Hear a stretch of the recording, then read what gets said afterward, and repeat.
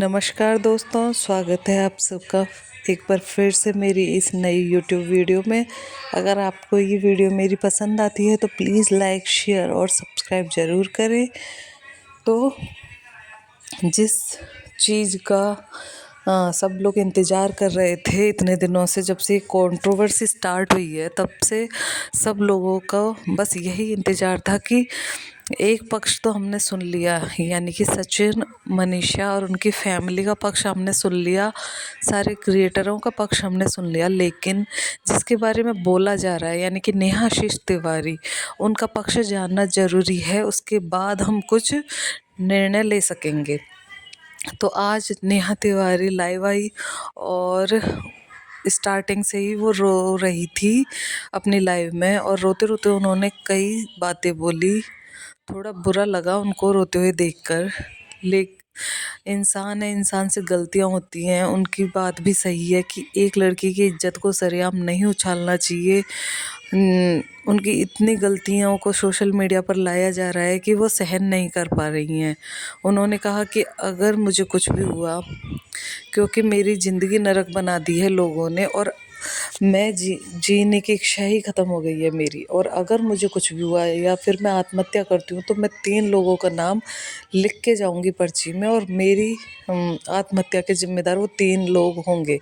तो जहाँ तक पॉसिबल है वो 3 लोग वही हो सकते हैं। एक तो जेसिका गुप्ता, क्योंकि कल ही जेसिका गुप्ता ने अपनी वीडियो में कहा था कि नेहा की तरफ से उनको धमकियां मिल रही हैं। दूसरी आती हैं मीशू रोशन, क्योंकि मीशू रोशन की तरफ से भी उनके बारे में कुछ कहा गया था, और उनका भी आज व्लॉग आया जिसमें उनको भी धमकियां मिल रही हैं। और तीसरी तो ऑफ कोर्स सचिन और मनीषा हैं, क्योंकि उन्होंने कहा कि मैं पति चोर हूँ। अगर मुझे पति ही चोर ना होता ना तो मैं कब का भगा के ले जाती, क्योंकि वो मेरे लिए पागल था, वो मेरे से शादी करने के लिए तैयार था। कई लोगों के कमेंट्स में सिंपैथी देखने को मिल रही है। कई लोगों ने कमेंट्स में कहा है कि प्लीज़ रोइए मत, अच्छा नहीं लग रहा, सब भूल कर आगे बढ़िए। कई लोगों ने कहा कि मगरमच्छ के आंसू हैं, अब दूसरी पार्टी को नीचा झुकाने के लिए ये सब ड्रामा किया जा रहा है। जितने लोग उतने ही अपने पॉइंट ऑफ व्यू रहते हैं सबके, लेकिन कई लोगों ने तो यहाँ तक कह दिया कि इनको जलन हो गई है सचिन और मनीषा को साथ देकर। जो सचिन और मनीषा ने आज सुबह एक वीडियो डाली थी, उसको देखकर इनको जलन हो गई है, और इसलिए इन्होंने लाइव में आकर रोने धोने का नाटक स्टार्ट किया। लेकिन उनकी बातों को और उनके चेहरे को देखकर लगा नहीं था कि ये नाटक है।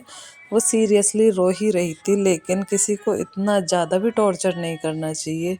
जो भी हुआ सब बातों को ऑफलाइन सॉल्व करना चाहिए।